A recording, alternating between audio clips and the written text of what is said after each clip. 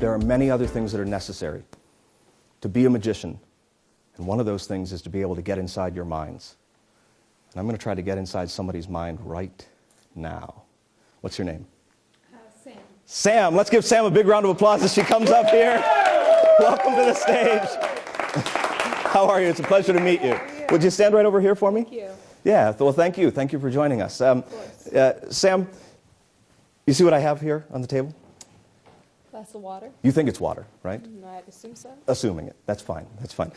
It is, in fact, just a glass of water. Now, here's how I'm going to get inside your mind. I'm going to put you under a kind of a hypnotic trance, but you'll still be aware of everything that's going on. You'll still hear everything that I say, but I'm going to need you to trust me a little bit. I promise nothing weird is going to happen to you, but it's going to seem a little unusual what you experience. It could be, yeah. Well, you're pretty close to it right now, aren't you? Exactly. Yeah. Okay. All right. So yeah. When this happens, though, you're going to experience something that nobody else here experiences, but they're going to see what I'm going to try to send to you in your mind, and then you're going to see it, and they won't see it. It sounds weird, right? And it is. It's a little weird. Here's what I need you to do. I need you to take your left hand and just hold on to that glass of water. Okay? You can leave it on the table, you can leave it supported, but just hold on to it and look right down into the glass of water. That's fantastic, okay? Now, while you're doing that, I want you to just relax. And then, whenever you feel like it, you're going to close your eyes, okay? Do you understand? So whenever you feel like you're completely relaxed and ready to receive a thought, close your eyes.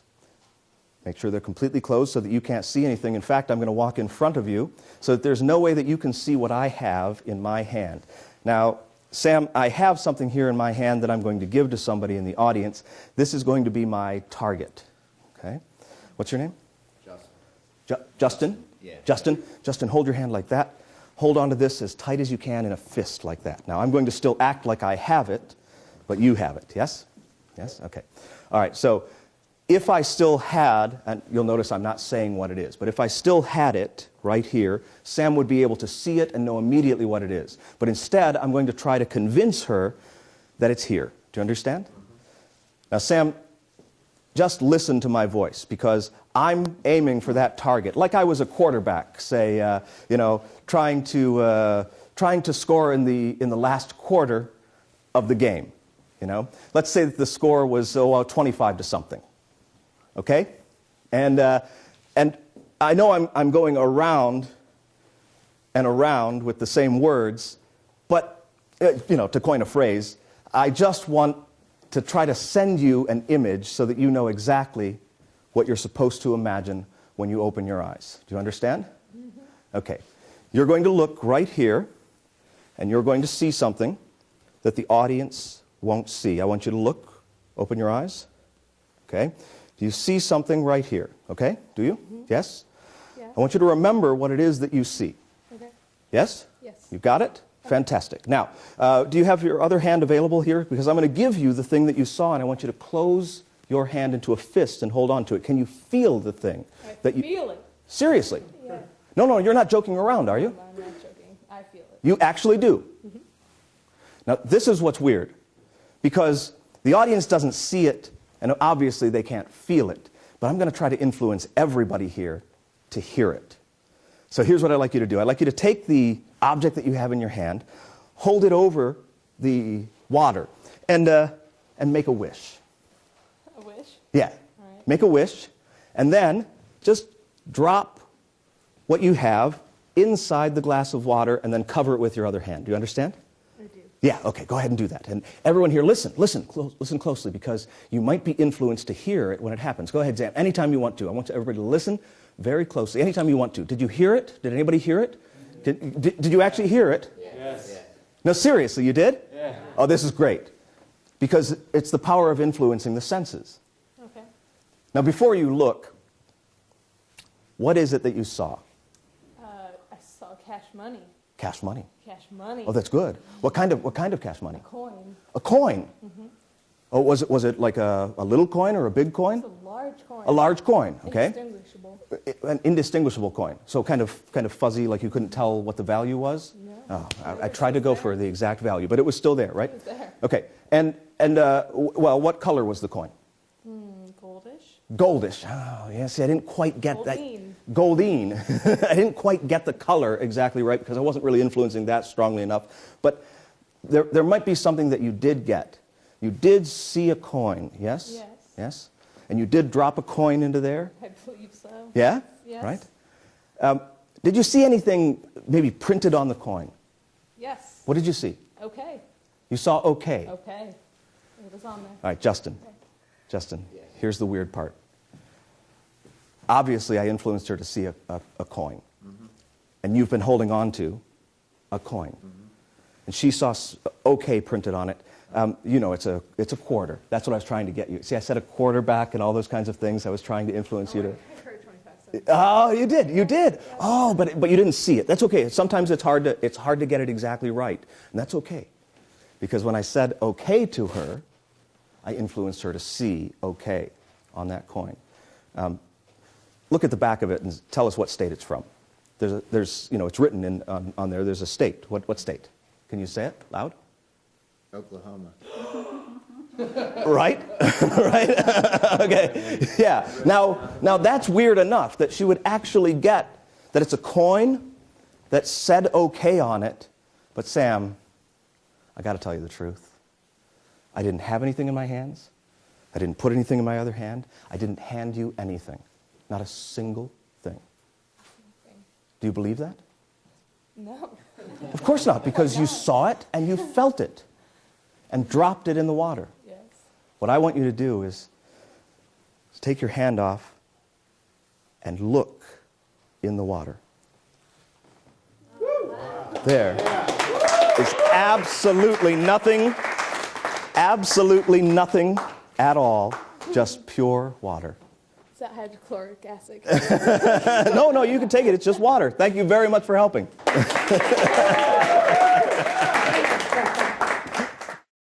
Okay, so here's how we do really the first trick in the book.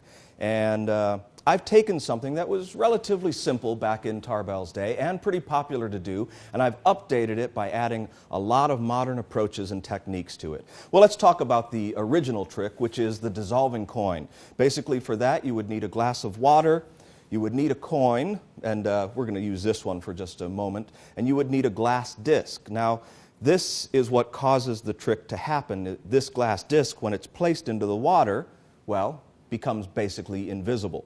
The important thing is that the glass disc is about the same size as the bottom of the glass that you're using, so that the edge looks like where the edge of the glass joins the bottom of the glass. Another important thing is to find a glass that has a pretty flat bottom inside. A lot of glasses are molded inside, so they have a little curve on them. Those won't work. Well, if you're looking for the right glass, I can give you a tip. And the tip is, don't look for a glass, look for a votive candle holder.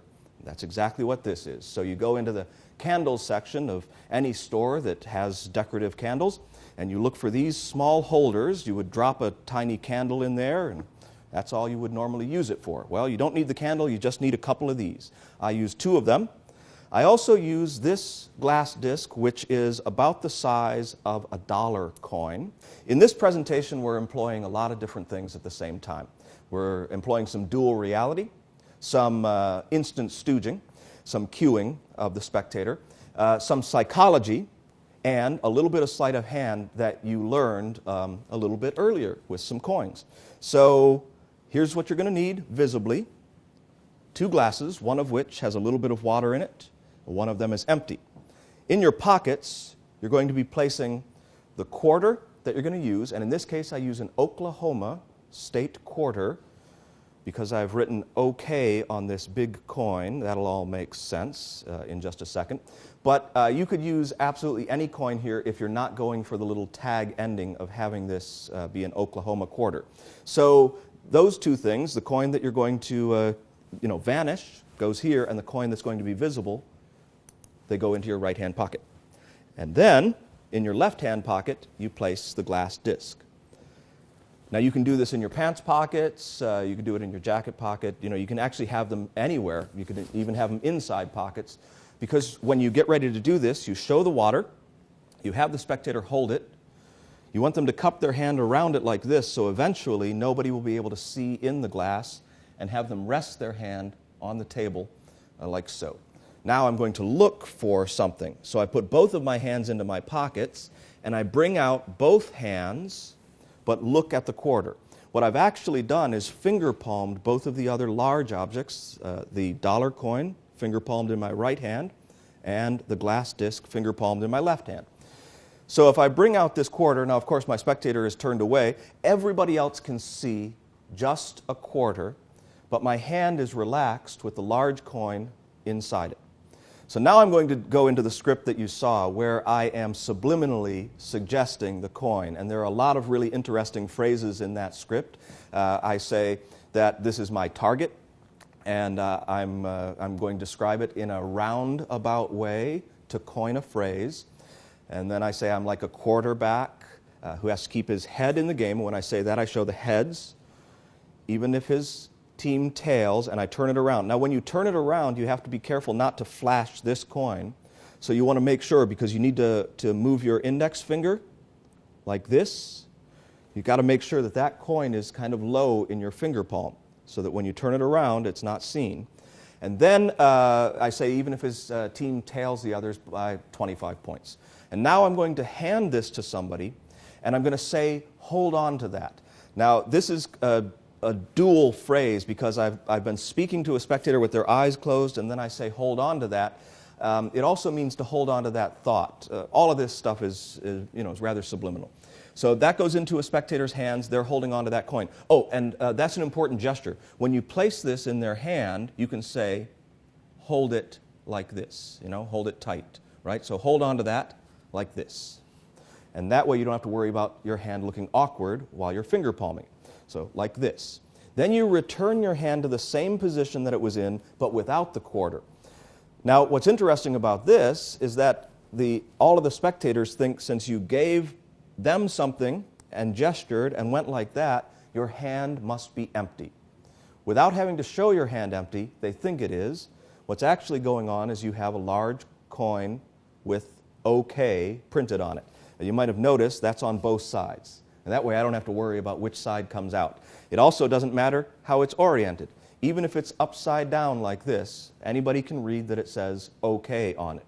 If I'm at all concerned about it being completely upside down, then before I start explaining the quarter, I adjust it while the coin is in my hand, and then just turn the quarter over a few times like that, so it looks normal. Okay? Here and here. So now I have the other spectator open up her eyes and look at my hand. Of course, that's what she's seeing. But as I describe it, I say, they can't see what you can see. Only you can see what I have in my hand. And I'd like you to remember it, every detail about it. Then I'm going to false transfer the hidden coin. Now, it has to look to everybody else as though I'm placing nothing into this hand, but it has to look to her as though I'm dropping the hidden coin into this hand. So it's ever so slightly awkward. You come in from the top of your hand so that your fingers touch like this. Instead of just going like that to take the invisible coin, which wouldn't look good to her, or going like this to take apparently the secret coin, that wouldn't look good to them. So you have to make it look good to everybody. So you turn your hand down like this, then you close the right finger palmed coin back and leave these fingers here, and then close your left hand. Now nothing switches places. It's like this. And now this coin can go away, and you hand the glass disc to her. In her hand, it feels exactly like the coin she just saw. So while she's holding on to that, you've got all the time in the world to just get rid of the other coin, because you no longer need it. So she brings it over the glass and then drops it inside. Now, in the original Tarbell, this coin was under a handkerchief and dropped by the spectator, and then they'd take the handkerchief away and it was gone. I wanted to make it seem like it happened with no cover at all, but I'm using the spectator's natural cover to do this. Now, she'll be in the opposite position with this in her right hand and her left hand holding the glass. And when she drops it, it'll make a little noise. So you set up the idea that everybody's going to be influenced. Their ears are more easily influenced than their eyes. And then she covers it, and you wait. It takes only a moment for that glass disc to settle all the way down to the bottom. But she still thinks she's covering up a coin. Now you're completely set up for the eventual reveal. You say to her, you actually felt something in your hand and you saw something? And everybody's freaked out by that. And then you say, would you be surprised? Well, what did you feel? What did you see? She says a coin. If she doesn't say it had OK printed on it, then you wait. And you say, can you tell me what kind of coin it was? Now, this is where it gets interesting, because she's going to say a $50, $1, or I don't know. And then you get to say, well, I didn't quite hit the target I was going for. But at least you saw a coin. Would you be surprised if, when you take your hand off, there's no coin? She says yes. You have her take her hand off and look into the glass of water, and she seriously cannot see anything in the glass of water. It seems like there's no coin or disc or anything in there. I don't give her too long with it because I don't want her to mess around with it, but I take it from her and I pour a little bit of it into the other glass. Now, it's possible, if the bottom of your glass is completely flat, that you could pour all of the water out and that disc will stay stuck at the bottom. The adhesion of the water between it and the bottom will keep it in place.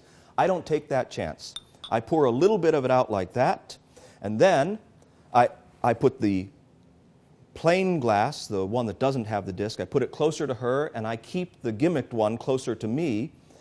Then I have the spectator open her hand over here. She shows the coin, and if this person did not say that it had OK printed on it, I say, oh, just by any chance, did you see any letters on the coin that you saw? She'll say yes. She'll say OK. I'll say, well, where is that from? What state? She says Oklahoma. That gives you a weird moment that she somehow saw this Oklahoma quarter. And I always take that quarter, drop it into the glass that has the glass disc, shake it around a little bit, and I can show everybody that if it had really been in there, she would have easily seen it. That is my take on the dissolving coin. I have something here that's pretty special. This was very difficult to find. It won't look like much to you. You won't know exactly what to look for anyway. But what I have is a cameo. Now, this cameo belonged to Bess Houdini. It was one of her prized possessions because Harry actually had it designed for her in her likeness. And, well, this is the weird part. This is the part that I hesitate to say it because it does freak some people out when I tell them this. When Harry Houdini passed away, it was October 31st. That's Halloween, 1926. And it was after battling with a long illness that came on as a result of somebody punching him in the stomach when he was just about to go on stage, and then hanging upside down, and his appendix had burst, and his body flooded with poison. He spent a week in the hospital, and that was up in Detroit, Michigan. And he had one possession with him, held in his hand, clutching onto it as he passed away. Yeah, it was this. It's the one thing that he wanted to take to the grave with him. Even when I touch it, it feels a little weird.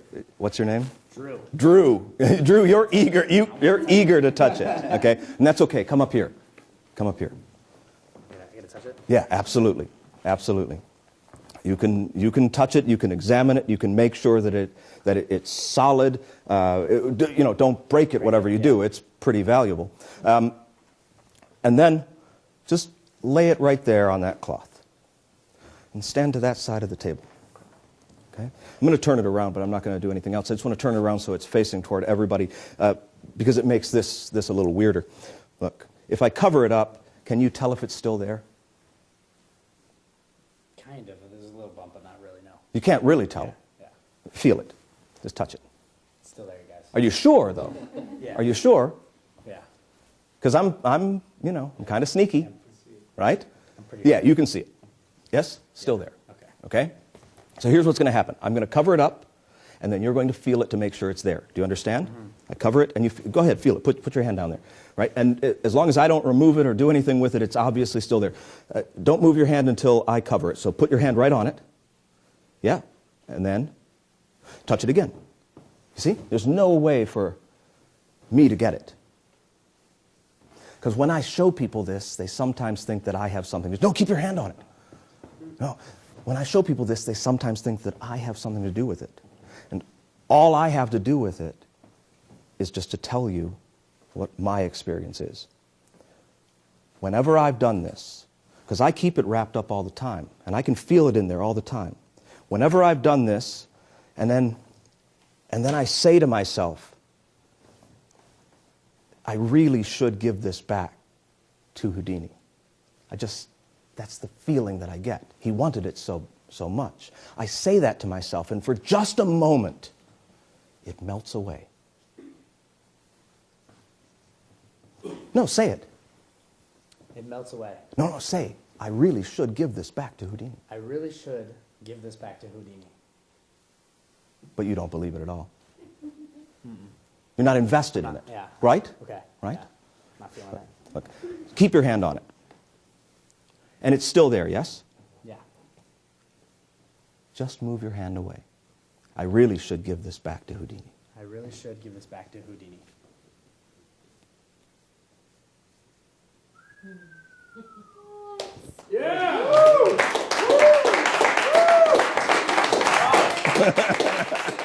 So let's take a look at the vanishing coin and handkerchief, which I have restyled and I call cameo disappearance. And you need this black cloth. I keep it bundled up with a rubber band. I'll talk about that in just a second.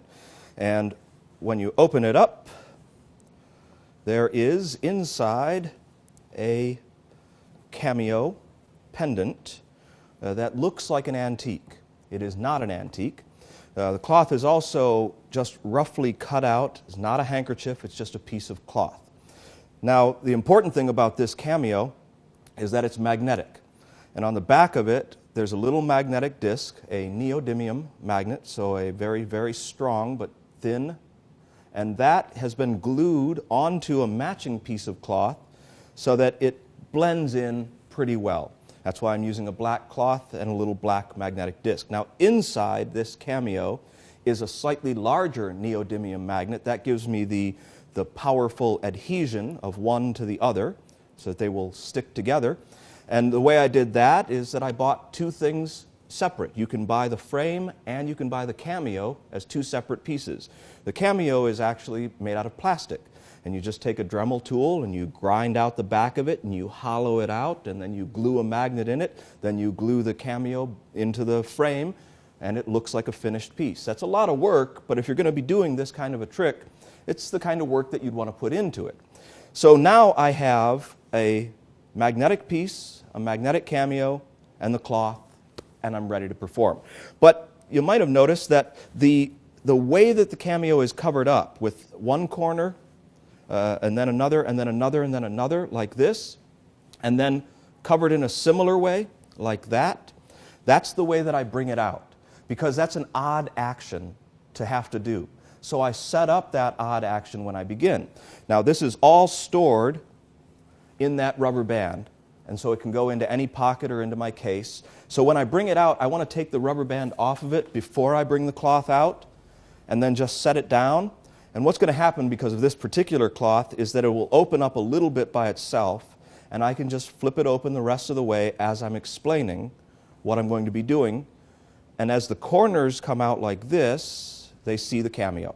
Now when I pick it up, all I do is I slide the magnet off of the back of it and bring it to my fingertips like that, so that I can hand it to somebody and they can take a look at it and examine it. You know, I don't want to give them the idea that there's anything special about it except that it's an antique that's haunted. So I just say, here, you can hold it if you'd like. And I have now, in a kind of an odd finger palm, that little magnetic button here. But I could just keep my thumb on it because nobody's really paying attention to that hand.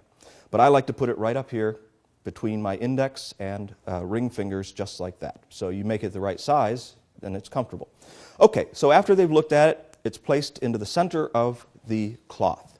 Now, in the original, in the book, you would use wax and a coin, and the wax would be stuck onto your handkerchief here, so that when you went forward like that, you would stick the wax onto the coin. Well, after the vanish of everything and the cleanup, there would still be wax on the corner of your handkerchief.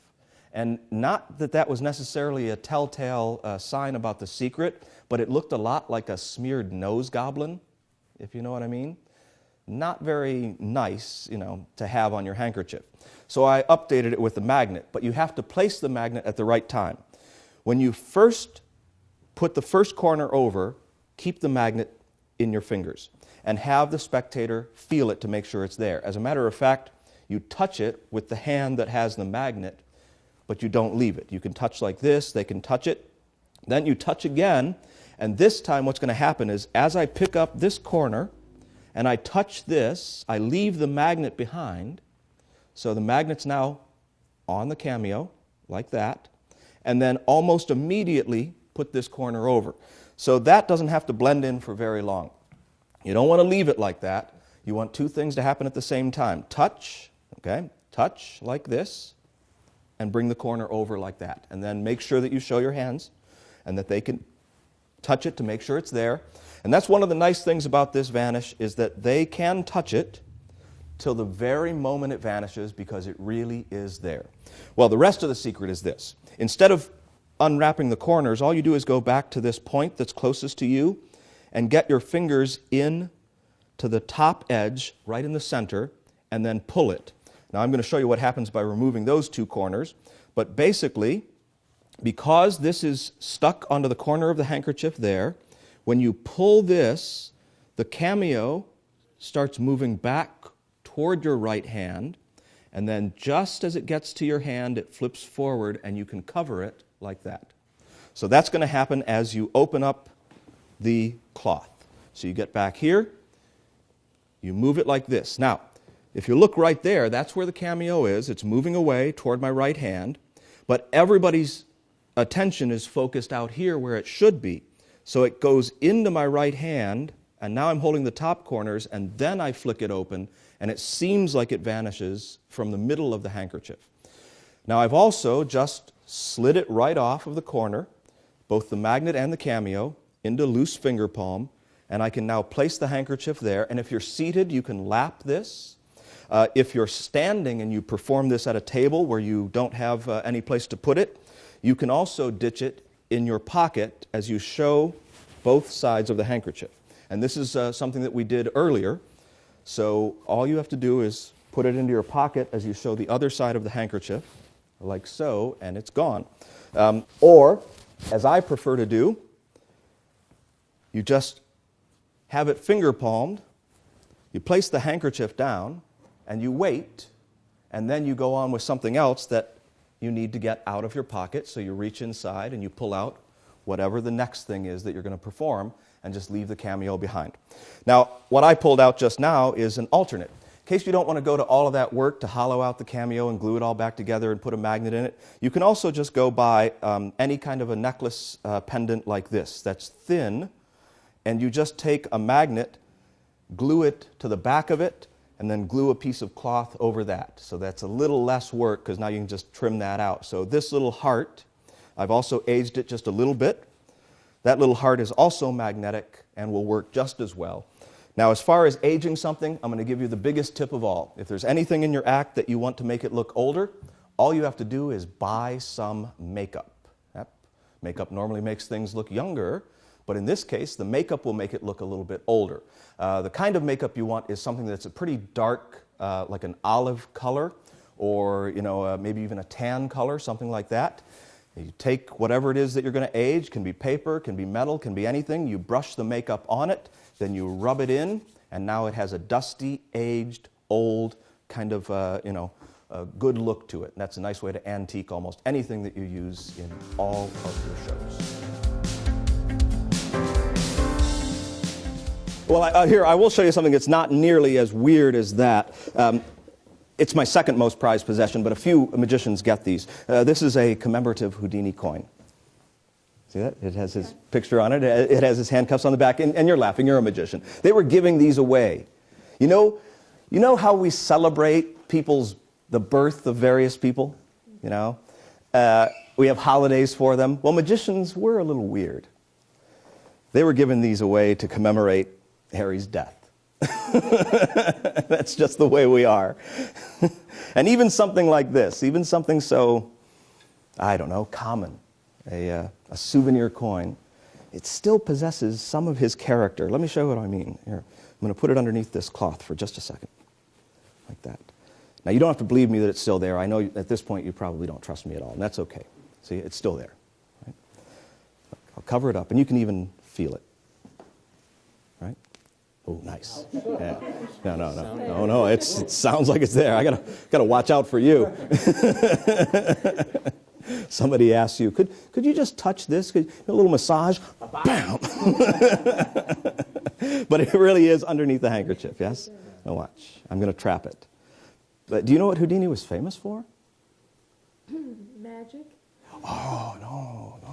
He started out as a magician. He couldn't make a living. He couldn't. He was the king of cards and nobody cared. It wasn't until he started to escape from things. That's what made him famous.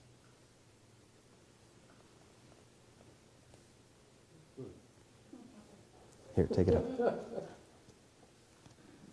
The easy way would be with a hole, but that's not how we do it.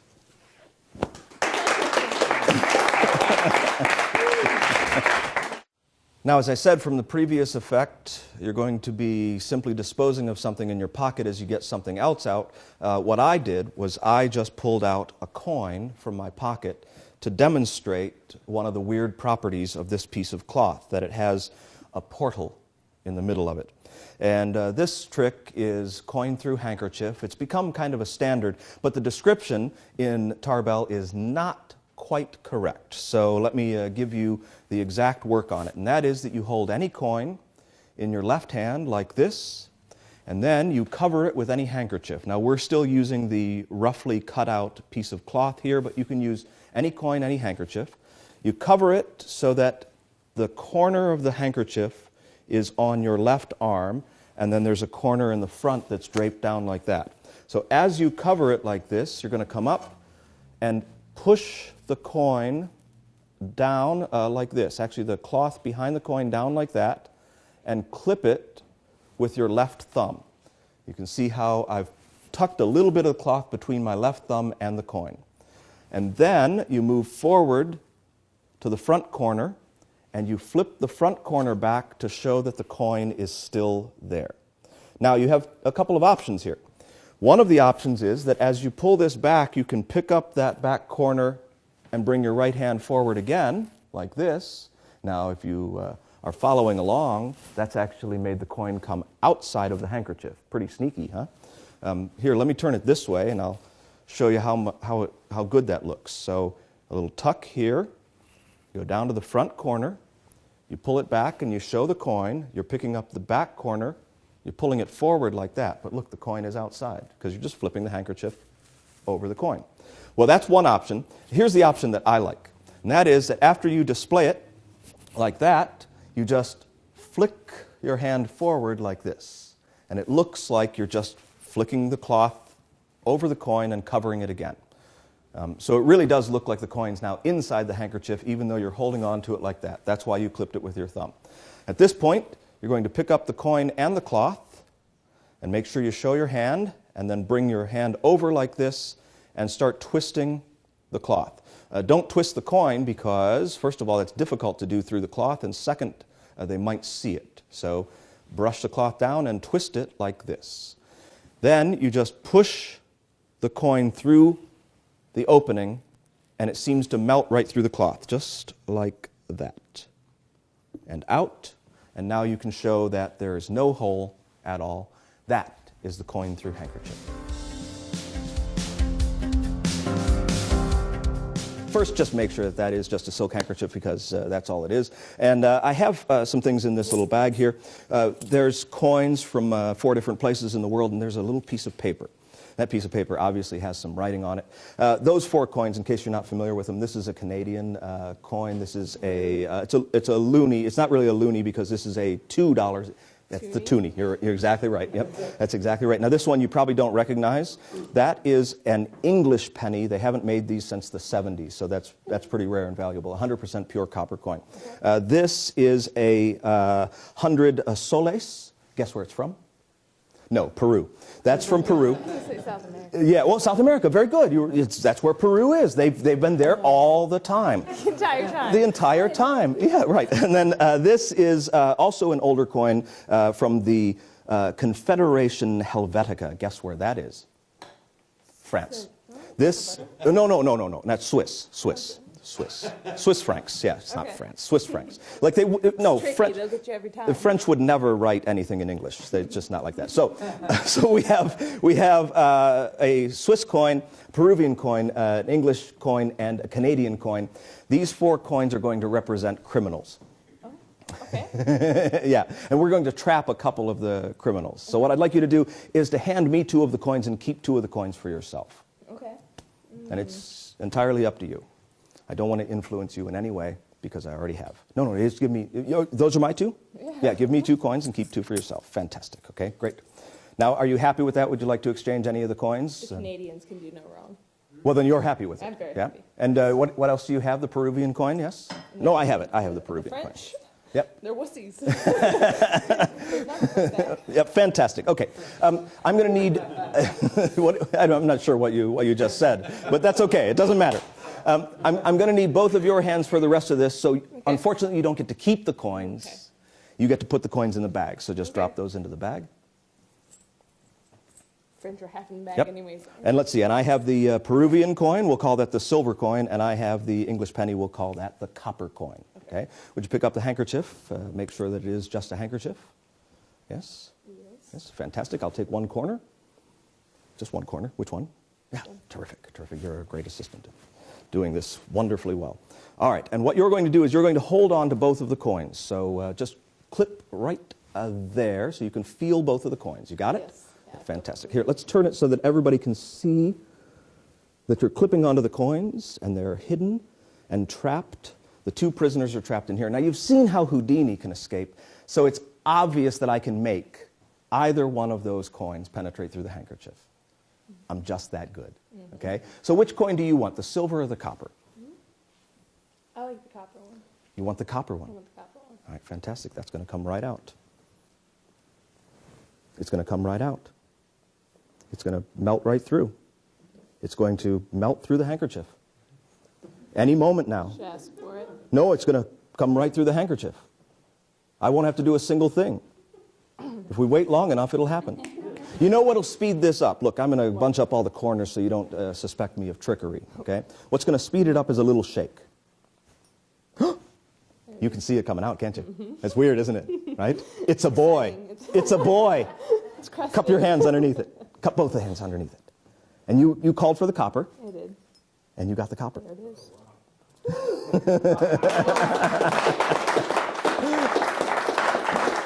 Now this is my second favorite part. My second favorite part. All right. Place the copper coin over there. That's the one that you called for. That's the one that you wanted to escape. Yep. This is my second favorite part. Clip onto the other coin. Hold onto it nice and tight. Let's show everybody that it is still completely trapped inside the center of the handkerchief. There's no way either coin could have come out. That's my second favorite part. You know what my favorite part is? What? It's when you open up that piece of paper and tell everybody exactly what it says. The copper English penny will escape, leaving Peruvian coin trapped. How did you know? How did you know? That's absolutely amazing. So in the original version of this in Tarbell, it used a duplicate coin, and the basic effect was that a spectator would choose whether the copper coin or the silver coin would penetrate through the handkerchief. And you know, they used a little equivocal language there, and we're going to get to that in a second. Now, I thought What if we could take it a little bit further, where the spectator gets a wider choice of coins, and then the ending is predicted? And this is what I've come up with. I think it's a little bit of an improvement, and you might like it. All you need, of course, is a handkerchief. You need a bag to carry the coins around in, and then inside the bag will be a prediction. And the prediction will read like this. The copper English penny will escape, leaving the Peruvian coin trapped. Now, you may substitute 2 other coins for the prediction, but I recommend that whatever 2 coins you choose, one of them is a silver coin and one of them is a copper coin, so you do get a good contrast. But those 2 coins you write down here, and let me show you which 2 we're talking about. Yep, this is the English penny, and that is the Peruvian 100 soles right there. So those are the 2 coins that we're going to end up with. You can then take 2 coins from anywhere else in the world and put those in the bag with that prediction. So when you start out, you take the prediction out, you set it to the side, you say, we'll get to that in a moment. You put the bag over here, make sure it's obvious that there's nothing in the bag. And now you have 4 coins. So now we're going to be using some equivocal language and some actions that are equivocal as well to eliminate the 2 coins that we don't want. Now, the spectator doesn't know which coins those are, and I do, and we're using a thing that I call, it's my own creation, it's called the fast 4 with 2 outs. Okay, so fast 4 with 2 outs. Now, it's actually pretty simple. Let's just imagine that you're the spectator and you're on that side, and I ask you to hand me 2 coins, one in each of my hands, and you take the other 2. Well, naturally, you're just going to divide the coins up, like that. So you would have a coin in each of your hands, and I'd have a coin in each of my hands. Now, before I get into the most complicated explanation, let me give you the simple ones so you know what happens.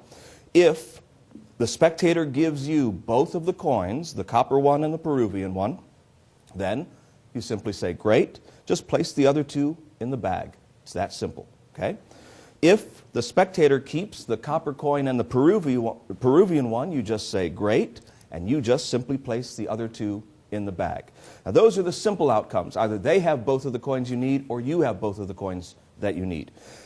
Here's where it gets slightly complicated. This is the part that usually throws off most magicians. What if they give you one of the coins that you need, and they keep the other coin that you need?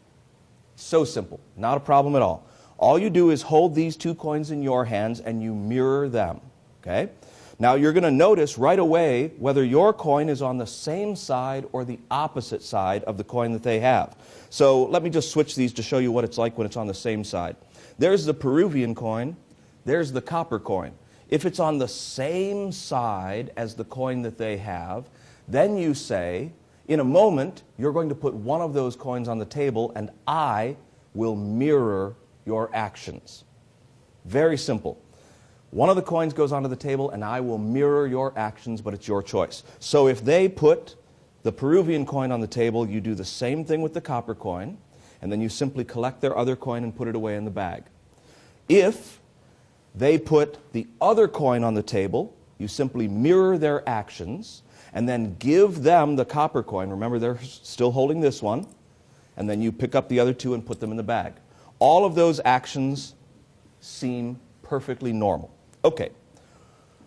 The last possibility, and really all of these are pretty easy to keep straight in your head once you do it, the last possibility is if they're switched like this. That means that I have a copper coin in my right hand, they have the Peruvian coin in their right hand. So if you're facing me and you're holding these 2 coins in your hands, that coin will be in your right hand if it's diagonal, and it'll be in my right hand like this, okay? So all you have to know is whether it's directly across from you or whether it's diagonal. If it's diagonal, it's very, very simple. All you do is you say, in a moment, you're going to put one of those coins on the table, either your coin in your right hand or your left hand, and I will do the same thing. If you put the left-hand coin down, so will I. If you put the right-hand coin down, so will I. And it's exactly what we just did. If they put their left-hand coin down, you put the other one down and you give them that and say, that's great. You scoop those up and you get rid of them. If they put their right-hand coin down, you do the same thing and you take their other one and you put them into the bag. Every single one of those actions makes perfect sense to them and leaves you with 2 coins. So You've gotten rid of the other coins. They're placed into the bag. You now have the Peruvian coin and the copper coin. Now, like I said, in the original version of this, it used a duplicate coin. But you don't need a duplicate coin. You already know which coin is going to escape. You already know that it's the copper coin that has to escape. So all you do is you pick up the copper coin first, and then the Peruvian coin on top of it. And then when you place them in the handkerchief like this, you're really just putting the Peruvian coin in the handkerchief and keeping the copper coin in finger palm as you pull it out, like that. Then you lay the copper coin right on top of it. Now, to make that a little bit more obvious for you, let me just show you everything completely exposed. So, copper coin goes here. It's in a finger palm position. The other coin goes on top of it. I take one coin, I flip it under the handkerchief as I'm taking out the other coin. That's laying in my hand. Now, it's finger palmed only for a second, from here to here. So it lays in my hand, and then that coin lays across it. One of the benefits of using the copper coin is that it does not reflect the light. So it's much more difficult to see in transit that the copper coin has been taken out. So the copper coin's laid underneath the silver coin. You just fold the cloth over both of them as though you were doing the single coin penetration. You give it a little twist like this. When you pick it up like that, they will hang in there with the copper coin ready to fall out of the back. See? So it's ready to fall out of the back. So all you have to do now is ask them whether they want the silver coin or want the copper coin. You don't put it that way, but that's the word that you use, is want. You say one of those coins is going to escape. Which one do you want, the silver or the copper? Now, if they say the silver one, you say, great, you're going to hold on to that silver one while the copper one escapes. If they say they want the copper one, you say, great, you want the copper one to escape? It will. It's that simple. And then all you have to do is have them give it a little shake, or you just tap it a little bit like this. Now, if you're going to tap it, you tap the forward edge of the copper coin, and that causes it to fall out. So it's a very simple matter with one little tap like that to get it to fall right out of the handkerchief, or you can have them shake it and it will fall out on its own. At this point, you want to grip the silver coin and show that it's impossible for any coin to have gotten out of that, because the silver coin is still completely surrounded by the cloth and there is no hole whatsoever. But now you recap what's happened. You say, look, you chose a couple of coins and you chose which one would escape. The English penny, the copper one, escaped, and the Peruvian one stayed inside. Let's take a look at the prediction. And that's when you read out the prediction, and it says exactly what would happen. Gives you a nice, solid kicker ending to what would have been just a cute little trick. There you go. Let's try something with a personal object, because right now I'm using the things that I brought along with me. Maybe they're special. They are to me, but I want to use something that's special to somebody else. Who has a ring, a finger ring, that they can take off, that they don't mind removing for just a moment? I want to do something with somebody's ring, and I'm also going to need someplace to put it. Let's use one of these envelopes. And does anybody have a ring? Oh, do you? Yeah, what's your name? Carrie, let's give Carrie a big round of applause. Come on up here. Carrie, you can stand over there.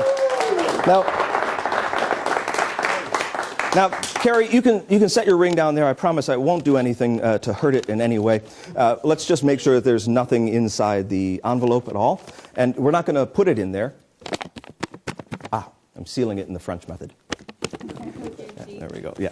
All right. Trying to be demure about it. It's not easy. And then what I'm going to do is I'm going to draw a target, a circle right here, a couple of circles around it to make it a little bit easier for me to hit that target, okay? Now, just lay your hand on top of that. Fantastic. Oh my goodness, that sparkles like it's real. That is beautiful. I will be very, very careful, but I'm going to have to excuse myself for a moment to have this appraised. No. That's great. You would miss this if it was gone, wouldn't you? Okay, so we don't want anything to happen to your ring, so I'm going to go very slowly so that you know that nothing will ever happen, because that would be bad, wouldn't it? All right. There's one thing I need to do with the pencil, and that is I need to put it through that target, okay? So if you'll take your hand off, just pick the envelope up for me and hold it by both ends. That's great. And we're just going to put the pencil right. You know, I think it'll look better if they see the target. So let's go like that. Okay. Yep. Fantastic. That's fantastic. Now, you can let go of the envelope so I can show everybody. Really nothing at all special about that. Cup your hands because I want you to hold on to your ring. Well, where did you put it? Where did it go? No. Where did you put it? I haven't done a thing. I purposely moved very slowly and carefully. Where did you put your ring? I put it in your hand. Well, it couldn't possibly be in there, could it? No, doesn't look like it. Well, no, but we should check, shouldn't we? I'd hate to rip it open and be disappointed that it's not there. So instead, I want you to just feel around the edges just to see if you can feel where the ring might happen to be. It's not in there. It's not? Are you sure it's not in there? Yeah. Really? It's not. You want to check the other side? No? Do you want to check the eraser of the pencil? Maybe it's there? No. No? You want to check the point? Do you get the point? You want to check that? Do me a favor. Just grab onto the point of the pencil like that. Hold on as tightly as you possibly can. There's your ring right from the envelope. Thank you so much for helping. So this is the pencil coin vanish and reappearance, and I've actually changed it up quite a bit. The only thing that I kept was the pencil, and also the moves that are done with the pencil, because that's really what the heart of this is. Basically, you're using a pencil and the action of getting it in and out of your pocket to cause something to vanish, and then you're going to make that thing reappear in some way. Well, I wanted to make it a transposition where the object went from one place to another. So I've added a couple of things into it. Instead of a coin, I'm substituting a borrowed finger ring from somebody.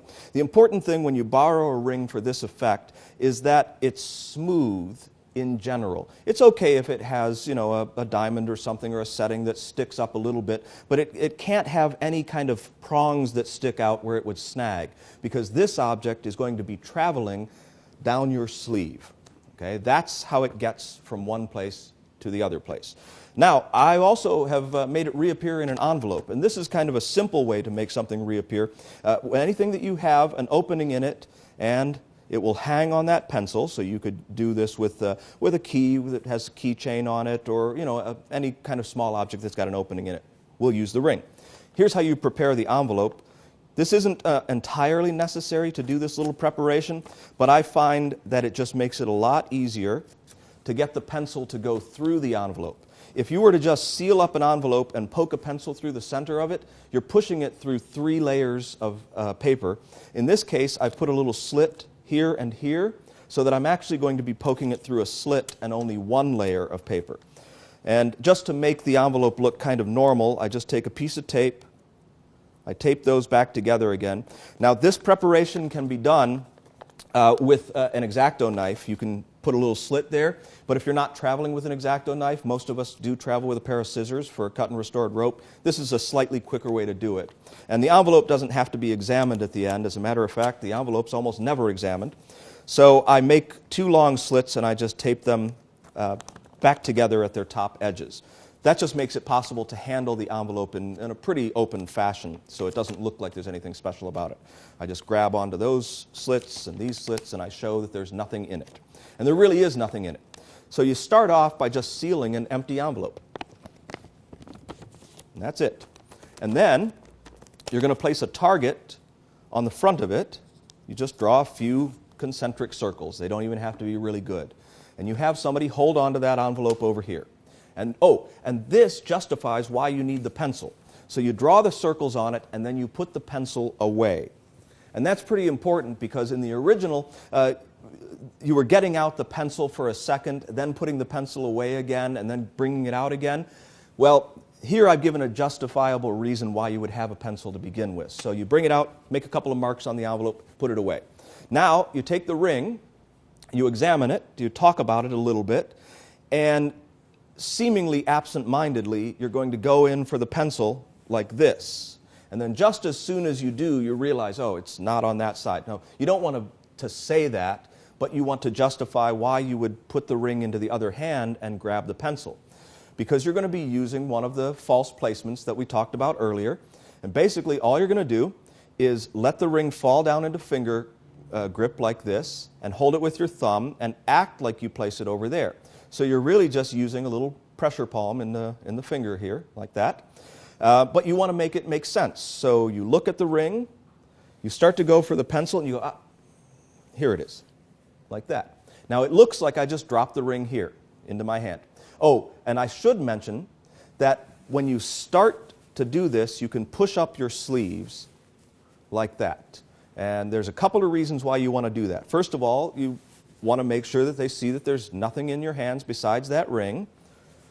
And then, when you go and get the pencil, you're placing the ring down your sleeve and bringing the pencil out. So now that ring is in my sleeve, but because I've pushed my sleeves up, it can't fall out. So that's pretty important too. So you're not really sleeving the ring, you're reverse sleeving the ring. So if you've pushed your jacket up like that, it's guaranteed that it won't fall out. So you can be very open about this hand. It looks like you placed the ring over here. Now you're going to vanish it with the pencil, and it's gone. And now you can really show that there's absolutely nothing else in your hands. And that's a really nice moment. So, with the pencil still in my hands, I pull my sleeves back like this, or I just let them fall down naturally if they do, and the ring is now resting right here at my elbow. Now I'm going to take the envelope, and I'm going to poke the pencil through at the place that I prepared before, and ask the spectator to hold on to the end of the pencil. Now, as attention is directed out here to them holding the end of the pencil, I'm going to be dropping my left arm down. Now, you're working with a borrowed ring here, so you don't want to accidentally drop this on the floor. It would also ruin the trick. So what you do, since the attention is here, is you curl your fingers all the way back like this, grab your sleeve, and drop your hand down. That causes the ring to ride right down in your sleeve back into your hand. It's really that simple. And you've got all the time in the world to curl like that and get it to go right into your fingers. And at this point, you're going to place it between your thumb and your fingers like that so that the opening is forward. Because with the spectator holding this end of the pencil, you're going to reach up with your left hand and grab the other end of the pencil, at the same time threading the ring on and letting it move up right behind the envelope. Now from their side, they can't see it at all, and that's really important, so you keep it facing forward like that. You get a good grip on the pencil back here, they get a good grip on the pencil up there. You just move the envelope back and forth a couple of times and then give it a good tug, and it looks like the ring comes out of the envelope, appearing back on the pencil. You throw the envelope away, return the ring. That is a pretty cool trick.